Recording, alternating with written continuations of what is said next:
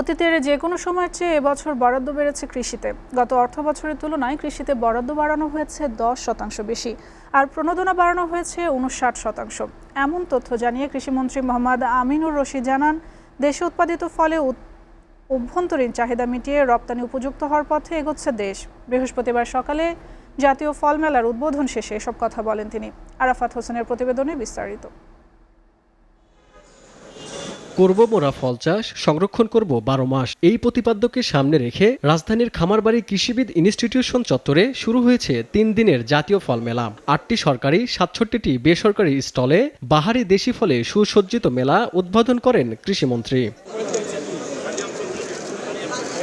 দেশীয় ফলের উৎপাদন বাড়ানো, পুষ্টি গুণাগুণ সংরক্ষণ, প্রক্রিয়াজাত সম্প্রসারণ এবং রপ্তানির সম্ভাবনা দেশবাসীর কাছে তুলে ধরতে কৃষি মন্ত্রণালয়ের এই উদ্যোগ, যা পর্যায়ক্রমে দেশের সকল উপজেলায় অনুষ্ঠিত হবে।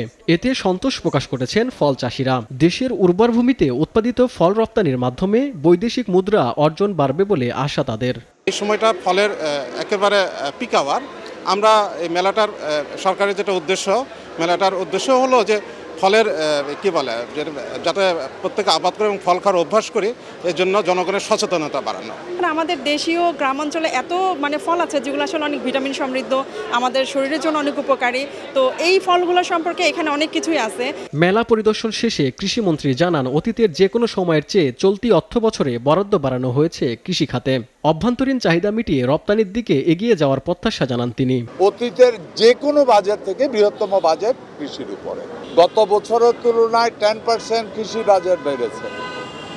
তারপরে প্রণোদনা বা উন্নয়ন বাজেট আছে, আমাদের বাজেটের ভিতরে আবার ভাগ আছে, ওটা বেড়েছে 59%। এবছর আম, কাঁঠাল ও ড্রাগন সহ বিভিন্ন ফল রপ্তানি আগের বছরের তুলনায় বেড়েছে বলেও জানান কৃষিমন্ত্রী। কাঁঠাল দিয়ে বিভিন্ন ধরনের পিঠা থেকে শুরু করে। Arafat Hossain, SA TV, Dhaka.